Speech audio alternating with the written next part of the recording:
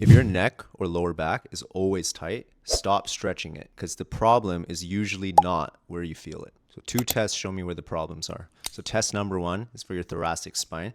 So your main function of your thoracic spine is to extend and rotate. And living a modern lifestyle kills both of the functions. So whether you're working on a laptop hunched over, or you're on your phone, or you're driving a car all day and your hands are in front of you on a steering wheel locked up like this, or you're hunched over on a toilet on your phone and doom scrolling like this. Now watch what happens when you lose mobility in your mid-back thoracic spine. Your spine runs on a concept called regional interdependence. So basically each segment of the spine is dependent on each other, or upstream or downstream. So if you lose mobility in your thoracic spine, then your cervical spine, aka your neck, or your lumbar spine, aka your lower back, is going to have to move more to compensate for that deficit. And the research backs this hard. People with chronic neck pain consistently rotate less through the thoracic spine than people who don't. And a systematic review by the Journal of Orthopaedic and Sports Physical Therapy found that treating the mid-back and not the neck actually reduced neck pain and increased range of motion in the neck. So the tight spot isn't always the spot that's broken. So test 2 is a deep squat. You're going to squat all the way down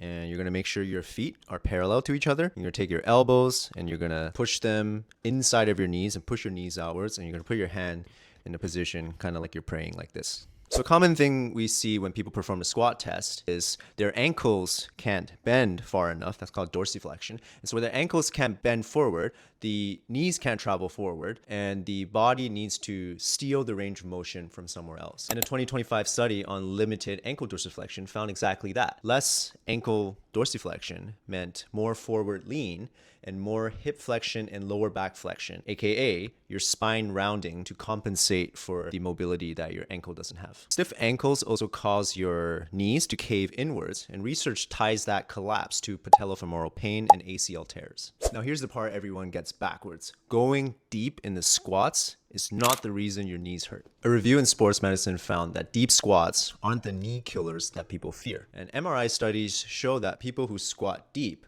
grow thicker, more resilient knee cartilage. So your deep squat range isn't fragile, it's just untrained. That's it. 2 tests on every single client, every single time. Making sure your body has enough mobility to extend and rotate through your thoracic spine, and also enough ability to sit in a deep squat comfortably, should be the prerequisite before you start piling on the weights. So if your neck and lower back are still tight after watching this video, start working on your thoracic spine mobility and your ability to sit into a deep squat comfortably, because regional interdependence.